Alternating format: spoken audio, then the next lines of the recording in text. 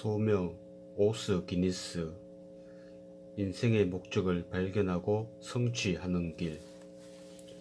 19번째, 신앙의 세 가지 함정. 칼 바르트가 자신을 묘사할 때 사용한 유명한 표현은 마틴 루터에게도 잘 적용된다. 그는 캄캄한 가운데 중세 성당의 종탑 계단을 고통스럽게 올라가서 몸을 가누려고 계단의 밧줄을 잡는 순간 머리 위에서 울리는 종소리에 깜짝 놀랐다. 무심코 종치는 밧줄을 끌어당겨 온 동네를 깨우고 만 것이다. 루터는 포괄적인 개혁의 비전이나 개혁의 추진을 위한 치밀한 계획과는 거리가 먼 인물로서 하나님 앞에서 구원의 문제를 놓고 고통스럽게 씨름하다가 그 자신도 당황할 만큼 16세기 대격변의 고비, 우리가 지금 종교개혁이라고 부르는 그 고비를 당기게 되었다. 루터의 씨름은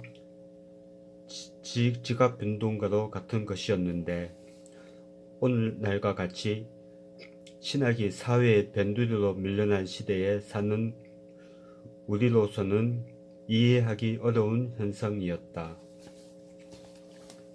한 예로 2명의 젊은 네덜란드인 사제들에 관한 이야기가 있다. 그들은 구텐베르크가 발명한 인쇄술 덕분에 루터의 초기 개혁 소식을 열심히 찾아다니며 읽었다. 1520년 그들은 사정에서 언급한 교회의 바벨론 강금에 쓰인 혁명적인 내용을 읽고는 충격을 받았다. 그리스도를 따른다는 것에 대한 그들의 견해가, 특히 교회를 지도하는 그들의 방식이 완전히 잘못되었다는 것이다. 그들은 매우 민첩하고도 단호하게 대처했는데 바로 다음 주일 저녁 교회 문을 잠가버린 것이었다. 교회 문을 잠갔다? 도대체 무엇 때문에? 안전을 위해서, 아니면 교회 재산을 갈취해서 억지로 다른 교단에 양도하기 위해서? 하지만 당시에는 교단은 물론 개신 교회조차 없었다. 그 사제들의 행동은 신학적인 성격을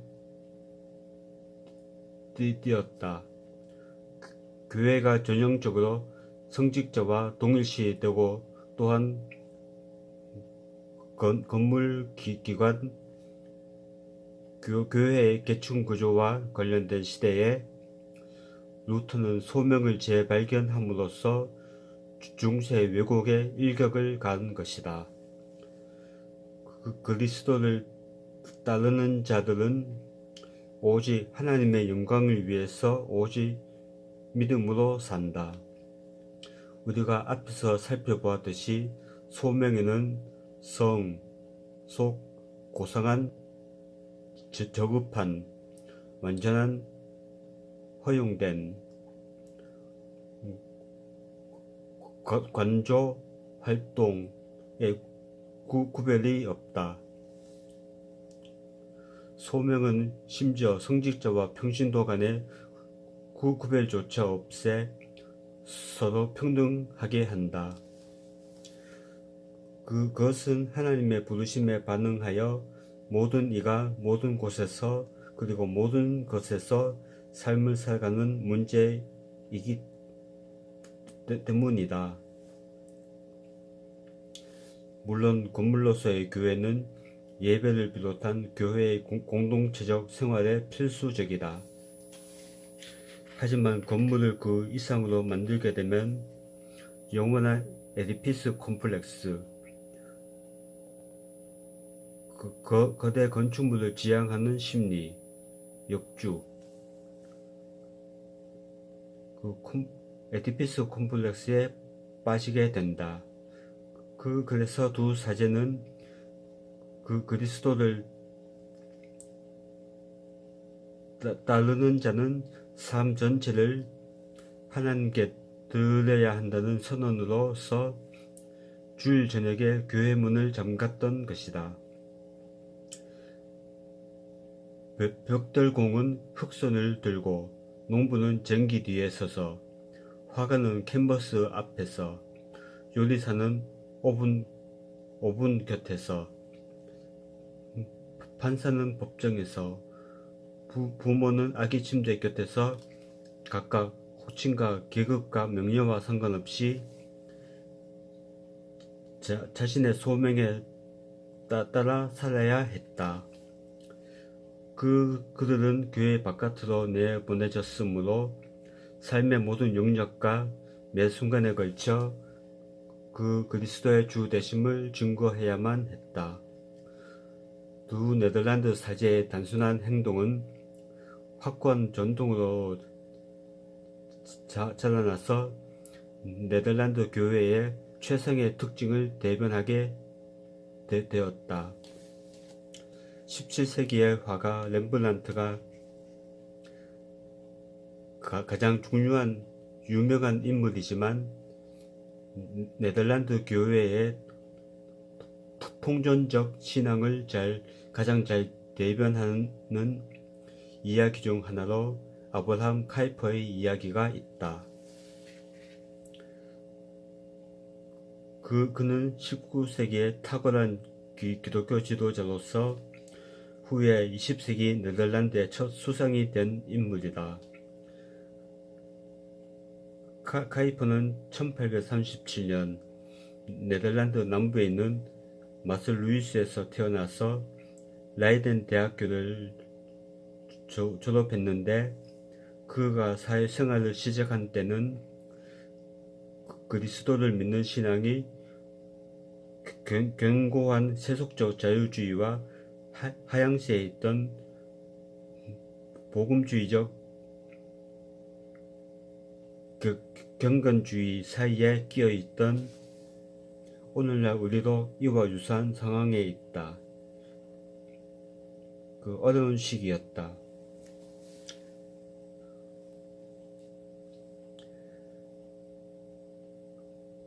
카이퍼는 이에 대한 반응으로서 신앙 및 공적인 삶에 대한 포괄적이고 강력하며 영구적인 관점을 정립한 인물이다. 그는 네덜란드 국민의 마틴 루터 킹으로 묘사되어 왔다.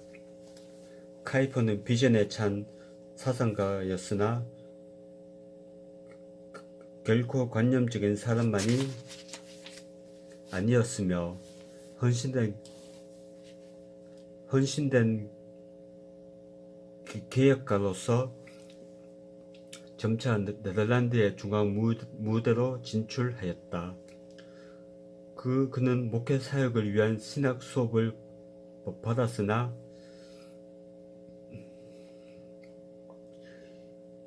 영향력이 점점 더 넓어짐에 따라 이 직업에서 저 직업으로 옮겨갔다. 아니, 오히려 새로운 일을 하나씩 덧붙여 갔다고 말하는 편이 더 정확할 것이다. 그가 공적인 직무를 수행한 57년간의 이력서를 보면 참으로 경이롭다. 수상으로서 4년, 목사로서 10년, 하원 의원으로서 10년, 상원 의원으로서 7년, 암스테르담 자유대학의 교수로서 20년, 정당의 의장으로서 42년, 일간 및 주간 신문의 편집인으로서 47년 등 어떤 때는 편집인, 정당 의장, 교수, 수상의 역할을 동시에 수행하기도 했다. 그의 저작 목록에는 232권의 책이 있다. 그는 그를 따르는 자들에게 강력한 리더십과 실제적인 본보기를 보여주었을 뿐 아니라 그들의 비전을 후대까지 끌고 나갈 이론적인 도구까지 제공해 주었다. 카이퍼의 비평가들은 그가 생애 동안 3번의 신경쇠약 증상을 보였던 것을 지적한다. 한마디로 이 르네상스적인 사상가가 지나치게 많은 것을 시도했기 때문이라고 그들은 말한다. 그러나 그런 위기가 온 데는 다른 요인도 있었다. 신경쇠약증은 19세기 말에 유행하던 병이었는데 사람들은 카이퍼의 우울증이 부친과의 관계에서 연유했다고 추정한다. 이보다 더 중요한 사실은 헤라클레스적인 카이퍼의 엄청난 경력은 단지 과로나 그의 딸이 일컫는 바 그의 강철 같은 섭생으로 인한 것이라기보다 삶의 전 영역에 걸친 그리스도의 주되심에 대한 그의 열정적인 비전에서 연유한 것이다. 1903년 수상이었던 아브라함 카이퍼는 자신의 정치 경력에 막을 내리게 할 사건인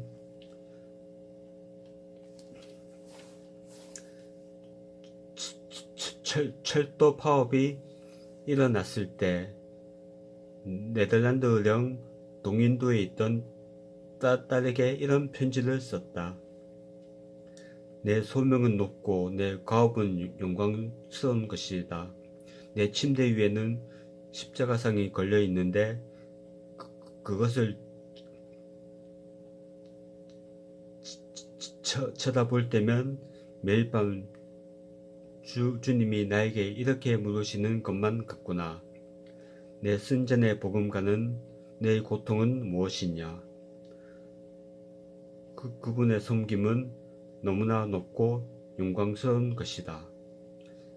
앞에서 언급한 바 있는 카이퍼의 유명한 명언의 배후에는 이처럼 높은 소명에 대한 그의 비전,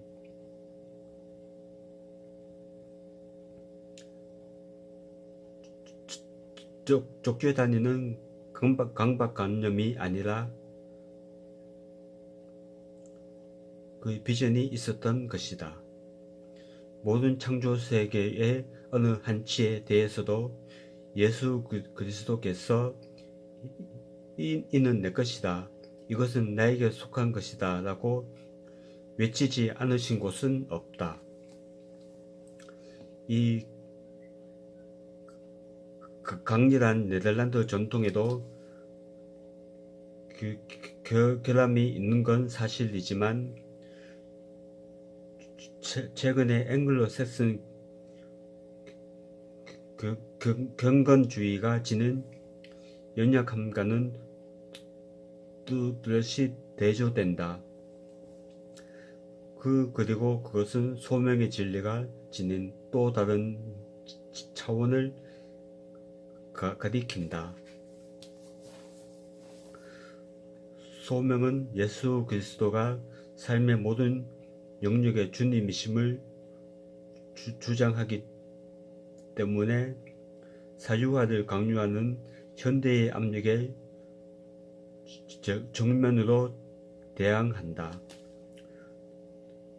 더욱 구체적으로는 소명은 오늘날 공적인 삶의 영역에서 믿음을 위협하는 죽음의 삼각 함정으로부터 우리를 보호해 준다.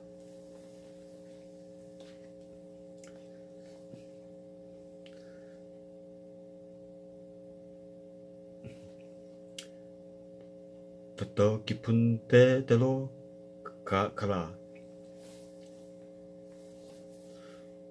공적인 삶에서 믿음의 첫째 함정은 사유화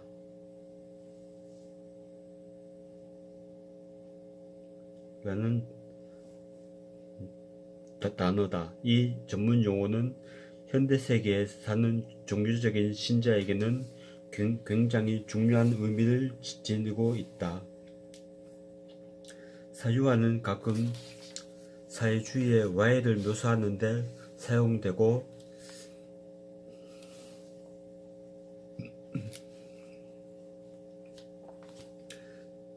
특히 구경 해설을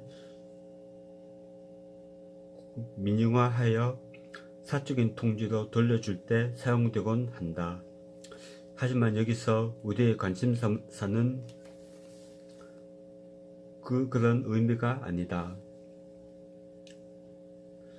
여기서 말하는 사유화란 현대화가 삶의 공적 영역과 사적 영역을 갈라놓고 사적 영역을 개인의 자유, 성취, 믿음이 작동하는 특별한 장으로 강화시키는 과정을 의미한다.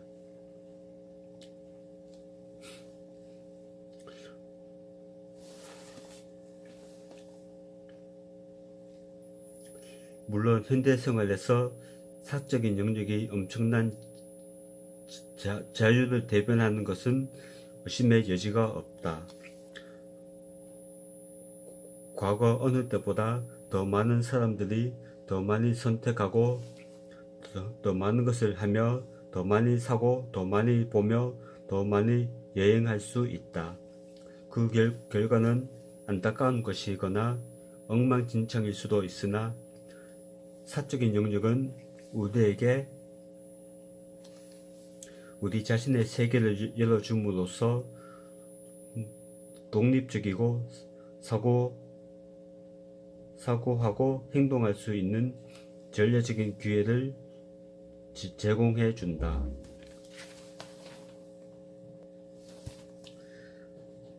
그러나 궁극적으로 우리는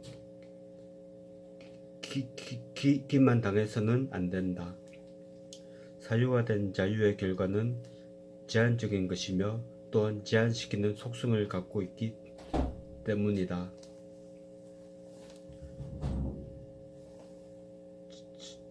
전례 없는 자유가 있긴 하지만 어디까지나 사적인 영역에 한정된 자유일 뿐이다. 우리가 추구하고 싶은 것이 무엇인가? 요가, 사탄 숭배, 부부 스와핑, 카드놀이, 방언, 성경 공부 모임. 선택권은 우리에게 있고 선택의 범위는 실로 엄청나다. 제한이란 돈, 시간, 이웃의 민감한 눈길 등 불과 몇 가지 뿐이다. 그러나 금융가, 백악관, 대기업, 정부기관 등 공적인 세계에서 이와 유사한 자유를 기대하는 사람에게는 재앙이 닥친다. 그것은 다른 방식으로 살아가는 다른 세계다. 우리는 일하기 전에 조찬 기도회를 가질 수는 있다. 혹은 점심시간에 성경 공부 모임을 할 수 있을지는 모른다. 그러나 정상적인 직업세계의 대부분의 영역에서 개인적인 신념은 모자와 코트와 함께 사무실 문밖에 두고 들어가게끔 되어 있다.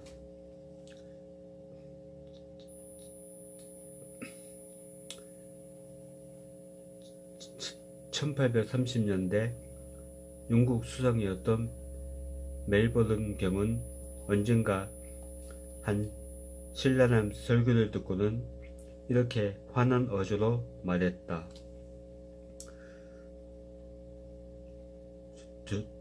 종교가 사생활에 침범한 걸 허락하다니 심각한 위기다. 그는 무척 통찰력 있는 인물이었음에 틀림없다.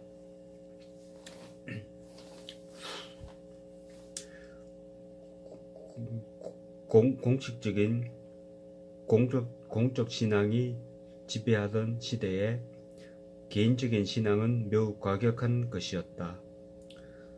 그것은 개인의 삶에 영향을 줌으로써 삶의 모든 영역에까지 침범하여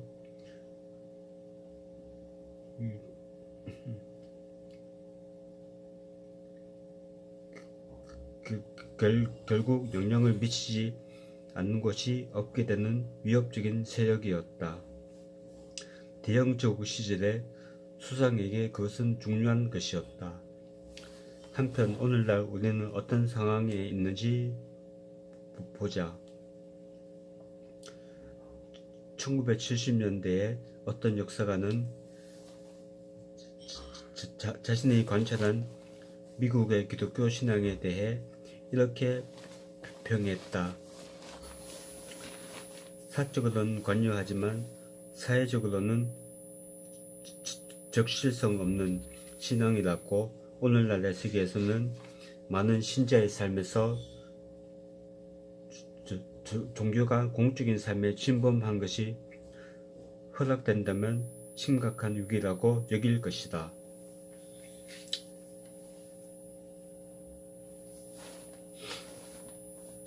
많은 사람들이 현대세계에서 사적인 생활 영역은 신자들을 위한 무해한 놀이터라는 것을 알지 못하고 있다. 그곳은 일종의 영적인 인대한 보호구역과 같은 곳으로 세속사회의 구조적인 분리주의가 만들어낸 별도의 영적 훈련소다.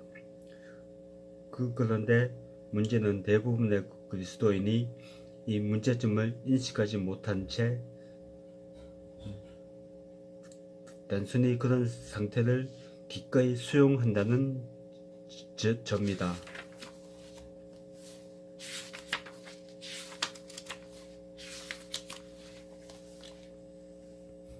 왜 이것이 문제인가? 한마디로 사유화된 신앙은 총체성이 결여되어 있다.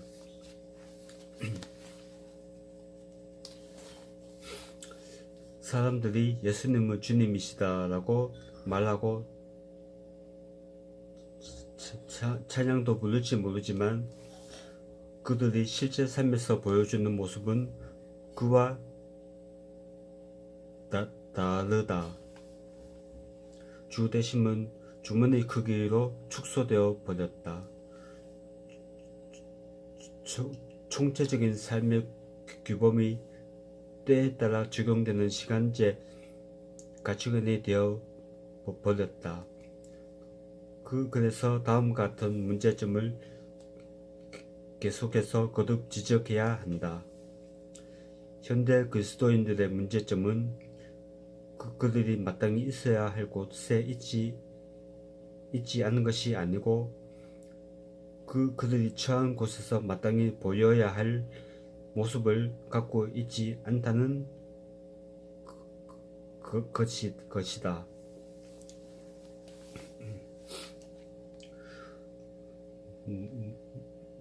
누가복음은 베드로가 이 문제와 관련하여 어떻게 무릎을 꿇게 되었는지를 묘사하고 있다.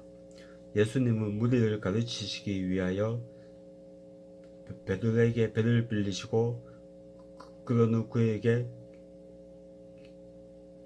깊은 데로 가서 그물을 내려 고기를 잡으라고 말씀하셨다.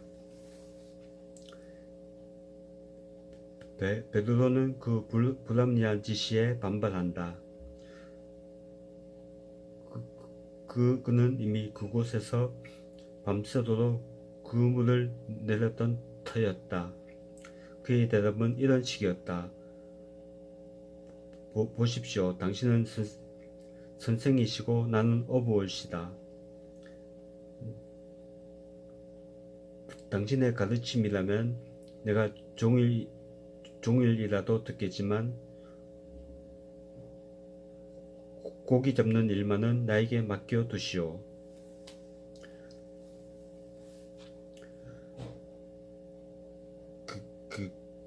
결국 베드로는 억지로 순종을 한다.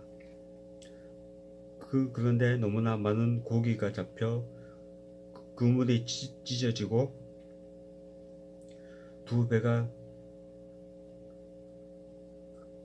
가라앉을 정도였다. 그 광경을 본 베드로는 서둘러 육지로 나가서 예수님의 발 앞에 엎드려 나를 떠나소서 나는 죄인이로소이다 라고 고백한다. 예수님은 종교 지도자가 아니라 삶 전체의 주님이시다. 그분의 소명에 응답한 것은 설교뿐 아니라 고기잡이의 세계에도 물가뿐 아니라 호수 깊은 곳에까지 미친다.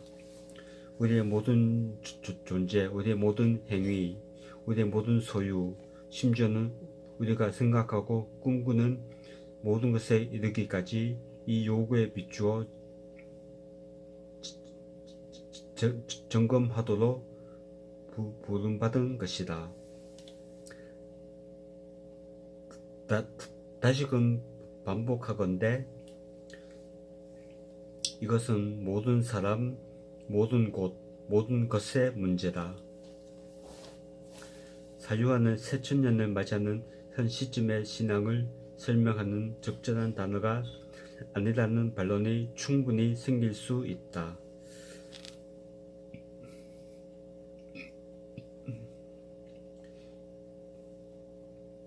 비판가들은 그리스도인들이 공적인 영역에서 크게 활약하고 있지 않느냐고 말할 것이다.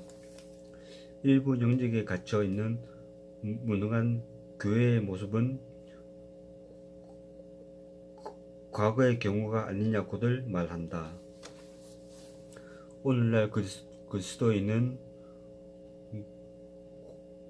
공적인 삶에서 너무나 극단주의로 치달아 문제를 일으킨다고 비난받는 경우가 더 많지 않은가.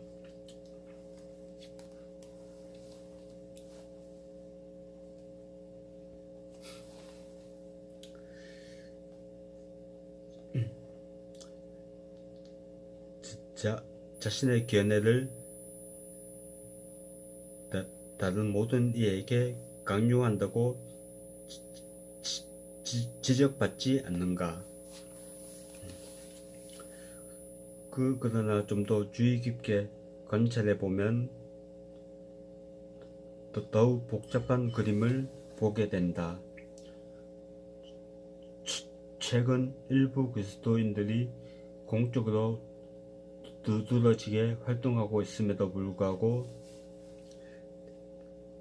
대다수 신자들은 여전히 사유화된 울타리에 갇힌 채 삶의 모든 부분에 걸쳐 믿음을 행사하지 못하고 있다. 그런데 정치를 언급하다 보니 사유화가 문제의 전부는 아님을 알 수 있다. 이에 대한 일종의 반작용으로 다른 두 가지 함정이 생겨났는데, 이렇게 형성된 삼각지대는 사유화에 섣불리 대응하는 이들을 위협한다.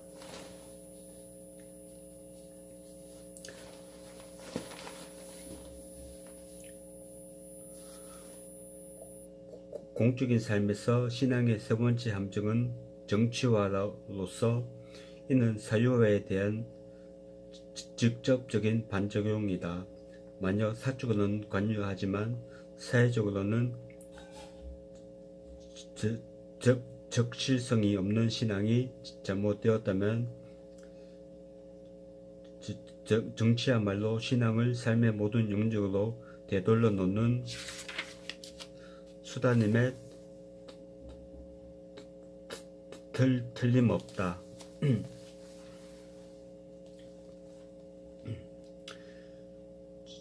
최근 수십 년간 너무나 많은 그리스도인이 이런 식으로 생각했다. 그러나 사유의 문제가 신앙의 총체성이 결여된 것이라면 정치의 문제는 긴장이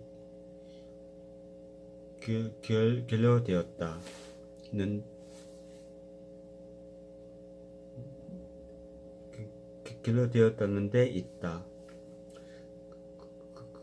그리스도인은 이 세상 안에 있지만 이 세상에 속하지 않도록 부름받은 만큼 그리스도인의 정치 참여는 항상 그리스도에 대한 충성과 정당 노선 혹은 정치운동, 강령, 의제 등 정당 노선 사이에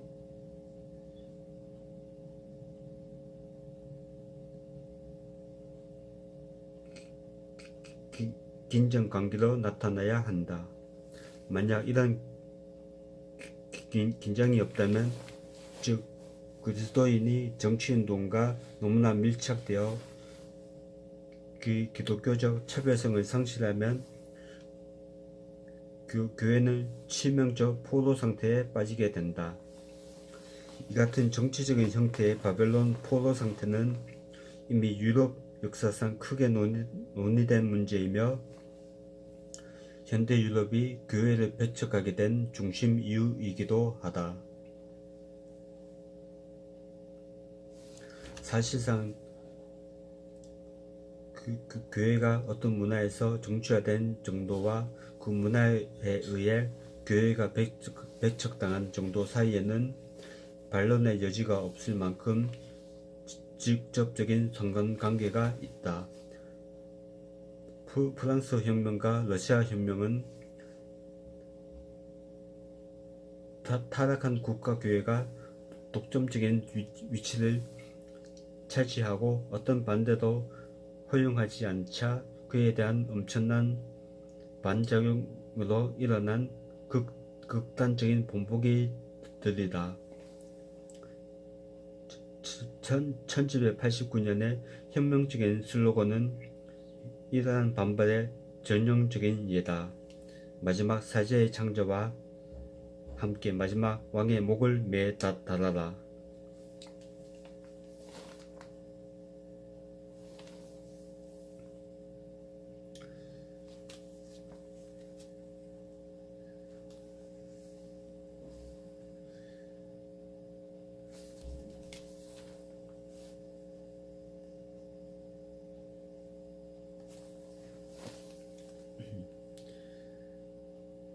지난 200년 동안 미국 교회는 이 함정을 잘 피했다. 그것은 주로 헌법 수정 제1항 덕분이었는데 거기서 교회와 국가의 건설적인 분리가 일어났으며 자발적인 협회가 탄생되었다. 이는 도덕적인 활동 주체가 집합체인 지역교회로부터 그리스도인 개개인이 다른 이들과 협력하여 수행하는 것으로 전환된 것을 의미한다. 그러나 20세기의 마지막 사반세기에는 이와 다른 현상이 발생했다. 그리스도인은 공적인 영역에 참여할 모든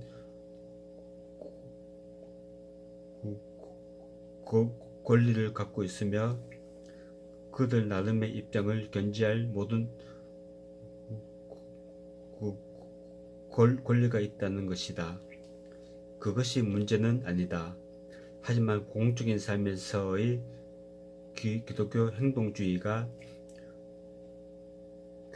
교회의 정치화를 초래하는 것, 즉 좌파든 우파든 비판적인 긴장 없이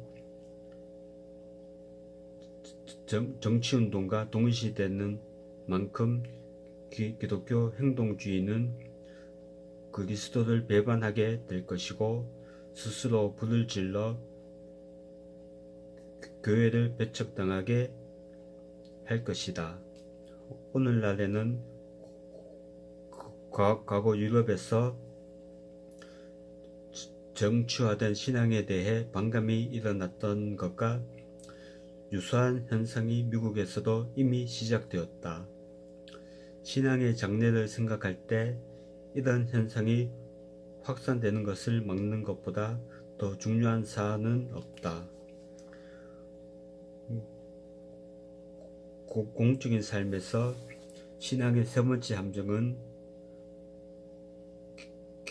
기둥화이다.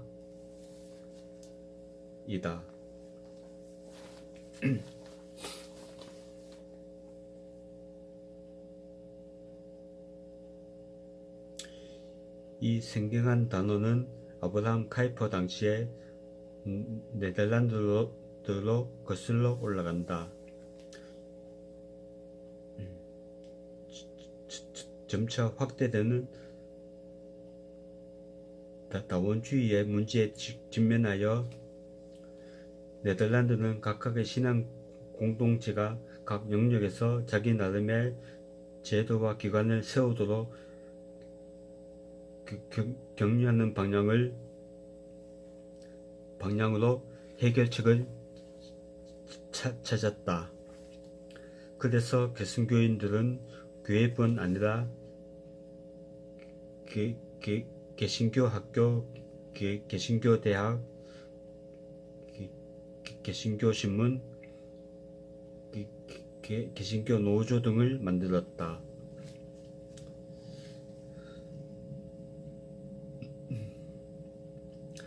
물론 로마 가톨릭과 인본주의자 역시 마찬가지였다. 단지 후자에게는 교회가 없었지만 그 결과 네덜란드 사회는 기둥화되었다.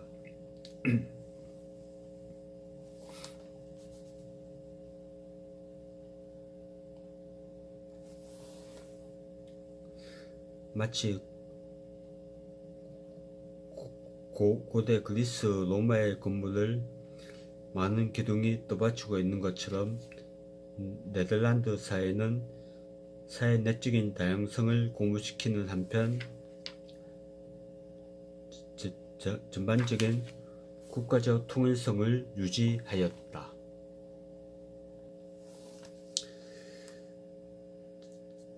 잠깐 생각해 볼 때 이런 해결책은 매우 유망해 보인다. 많은 이들은 그것이 오늘날 우리 사회 전체를 진일보시켜 준다고 믿고 있다. 각각의 신앙이 삶의 각 영역에 걸쳐 나름대로 일관성이 있고 포괄적이며 구체적인 방식으로 적응되도록 해주기 때문이다. 그 그리스도인이 각 영역에 걸쳐 일관성이 있게 그리스도인으로 존재할 수 있는 자유보다 더 바랄 것이 무엇이겠는가. 분명 이것은 사유화와 정치화의 문제에 대한 해결책이 된다. 그러나 너무 속단하지 말라. 역사를 볼 때 우리는 재고해야 한다. 사유화는 신앙의 총체성을 부인하고 정치화는 신앙의 긴장성을 부정한다면 기둥화 역시 문제점이 드러났다. 실질적으로 그것은 신앙의 변혁성을 약화시킨다. 그 그리스도인이 자신의 시간과 에너지를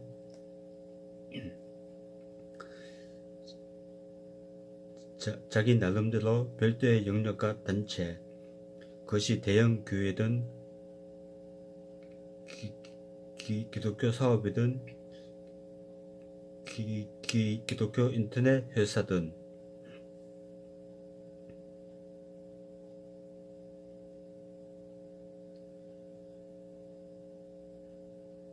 그 단체에 집중할 경우 외향적인 변혁의 능력을 상실하고 만다. 그 그리스도인과 기독교 단체는 수금과 빛, 깊이 스며들고 침투하는 행동을 상징하는 그 수금과 빛이 되기보다는 그저 물렁물렁해져서 내부로부터 부패하기 쉬운 상태가 된다. 카이퍼는 공적인 삶에 단호히 관여함으로써 이 문제에 관한 면역이 생겼을지 모른다. 하지만 그가 관계한 많은 기관들은 그가 죽은 후 점차 세속화되었다. 카이퍼와 함께 종교개혁의 전통을 이어받은 상속자들은 오늘날에도 변혁의 이상을 큰 소리로 외치지만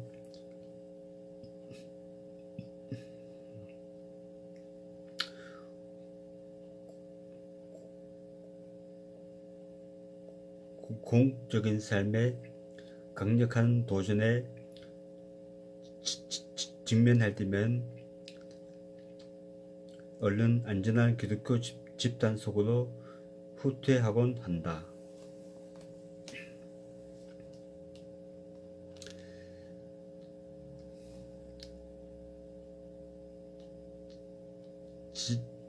지난 한 세대 이상에 걸쳐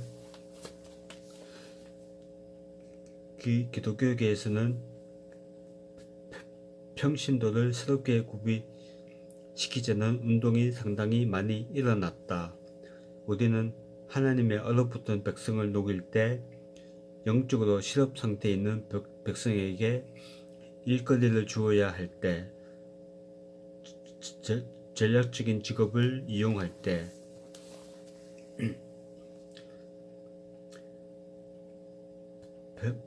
평신도를 해방시킬 때가 드디어 무르익었다는 소리를 반복해서 들어왔다. 그러나 전반적인 변화는 미미할 뿐이고 거듭되는 외침은 이제 일종의 상투어가 되고 말았다. 이 같은 수사학적 표현만으로는 죽음의 삶과 감정과 괴로워 이길 수 없다. 이에 덧붙여 다른 많은 요구사항이 있다. 우선 자발적인 협회의 정신을 재발견해야 하고 공적인 철학을 분명히 정립해야 한다.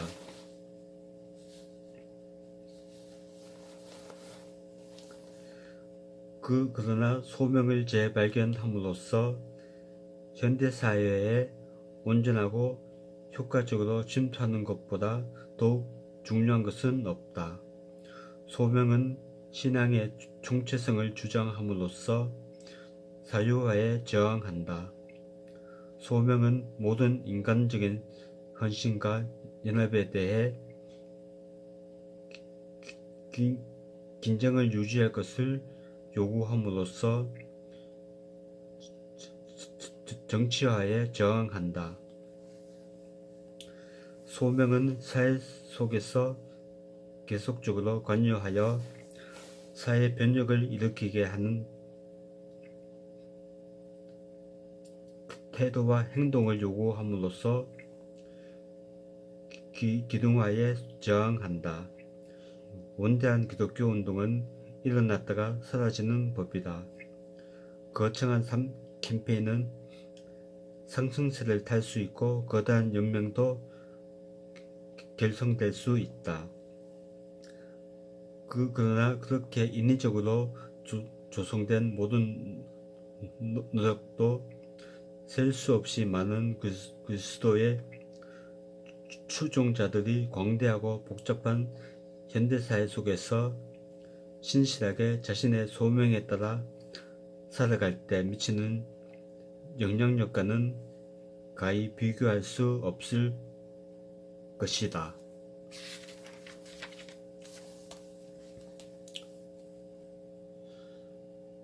묵상 질문. 당신의 신앙은 사적으로는 관여하지만 사회적으로는 적실성 없는 믿음이 아닌가? 당신의 믿음은 집에서만큼 일터에서도 일관성 있게 작동하는가? 당신이 속한 정치 집단과 충성은 그리스도에 대한 헌신에 의해 상대화되고 있는가? 당신은 소금과 빛으로서 행동하는가? 아니면 기독교 집단에 안주하고 있기 때문에 오히려 바깥으로 내보내져야 하지는 않는가? 나사렛 예수의 음성에 귀 기울이고 그분의 부르심에 응답하라. 토론 문제 1. 저자의 설명에 따르면 오늘날의 사회에서 사유화된 신앙에 있는 기만적인 요소는 무엇인가? 신앙의 사유화는 예수님의 부르심을 어떻게 거슬러 작동하는가? 예수님을 따르는 자들은 그들의 공적 삶에서 그리스도의 주 되심에 있는 총체성을 어떻게 실제적으로 나타낼 수 있는가? 셋째, 신앙이 정치화되는 예를 본 적이 있다면 말해보자. 그것이 사회에 끼친 영향은 무엇인가? 당신은 어떻게 이런 경향에 빠진 경험이 있는가? 넷째, 예수님을 따르는 자들은 교회를 정치화하지 않고도 어떻게 정치적으로 행동할 수 있을까?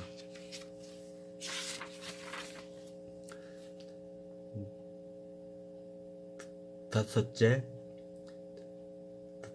당신이 보기에 사회의 어떤 영역에서 특별히 기둥을 세우고자 하는 유혹을 받기 쉬운가? 예를 들면 비즈니스, 교육, 미디어 등. 또 그 이유는 무엇인가? 여섯 번째, 소금과 빛이 되는 것에 대해 당신이 직면하는 도전은 무엇인가?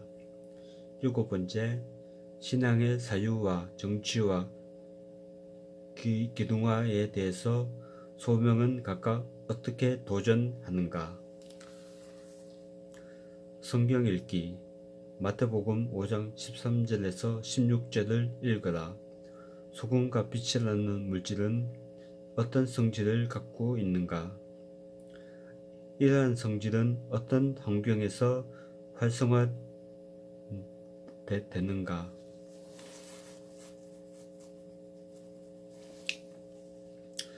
이것이 우리가 되어야 할 존재에 대해 의미하는 바는 무엇인가?